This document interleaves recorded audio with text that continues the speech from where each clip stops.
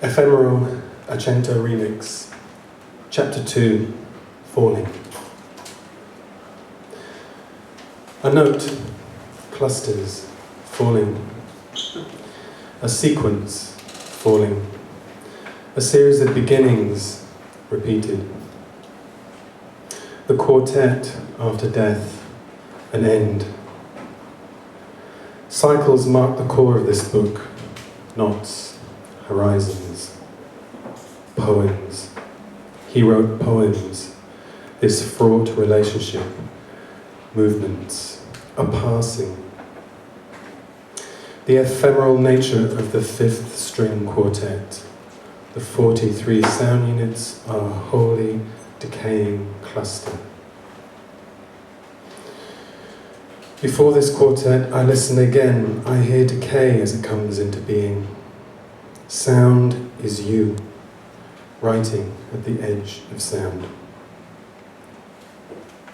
4 years before death, some place beyond, dark passageways, repetitions, long passages. There is no way before the ending, the impossibility of words. Chapter 6, Borders. I have lost my mind. No longer would single words float round me. What can I do? Kiss me. The mysterious lady in the white mac screams, whispers, thunder, hush, hush. Natasha Kinski in the punchy pink jumper. If there's anything you want to talk about, I'll just listen. I'm a real good listener. The voice, the sigh of the listening woman, each beginning a sequel, repeat and repeat. I forget each contingent beginning. I am musing and begin a cyclical sequel. I become quizzical. I once heard it takes effort to understand why there is logic in the space of my listening. I am musing over every beginning. Listening closer, we may never comprehend the source. You must not listen far away. Then you might discover these sounds. Did I ever mention listening? Will you ever listen? Running and looping that point beyond borders, lost oral horizons. Writing across empty time, time emptied of sound.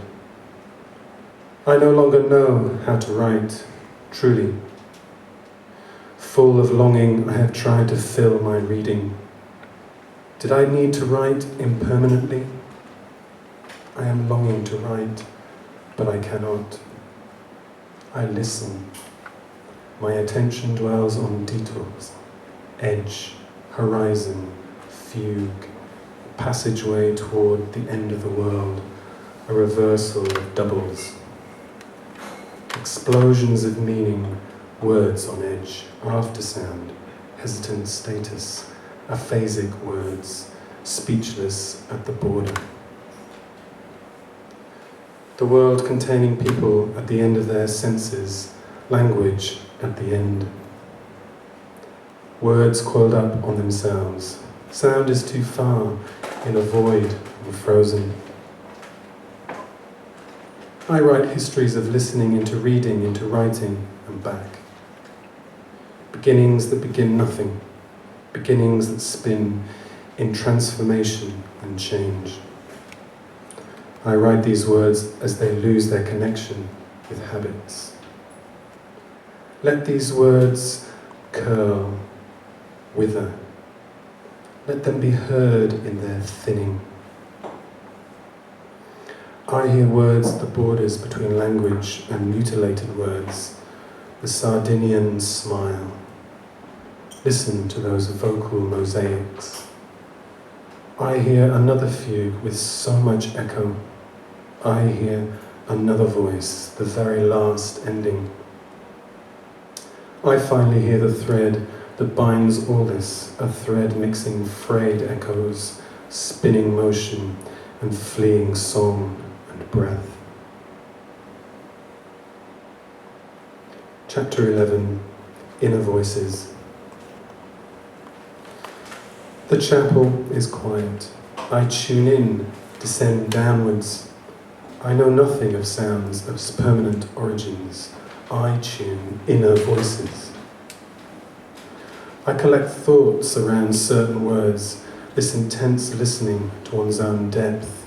The inner voice is a muted reiteration, the changing textures of a form, an attempt to reconcile its stillness. The inner voice is the echo, the song we hear beside ourselves. The song of my inner voice is half-guessed disturbances.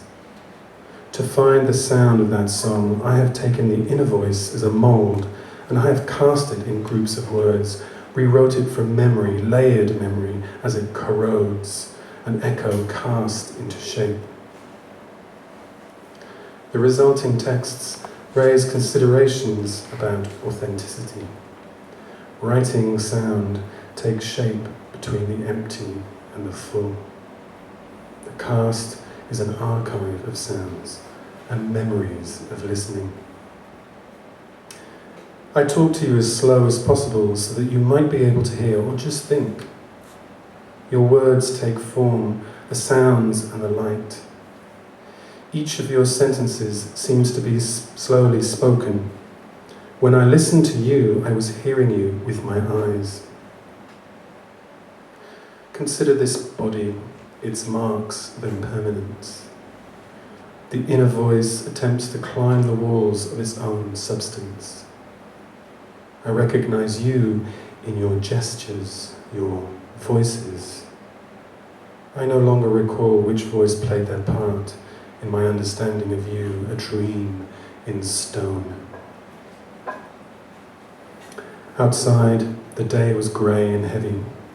She walked towards the gate, the mountains, green and dark, the idleness of a field, hills and more hills. Le voci di dentro, inner voices. This traffic with the other side, confusion of speech and dialect, document and fiction. This is how I am drawn to sounds. I know nothing of them. They whisper from the edge of my understanding. Then I recall, then I write the words that follow, trace degrees of closeness or distance, opacity and clarity. And the evidence will never be there. It will always be on an edge, tipped over toward the multiplicity of singular and contingent ways of listening. I see writing sound as an arrangement of recurring obsessions and their cadences. The gap between sounds and words is writing sound, where a sense of time unfolds, where listening is to take part and to write sound is to move and to move. This can only end on a gap.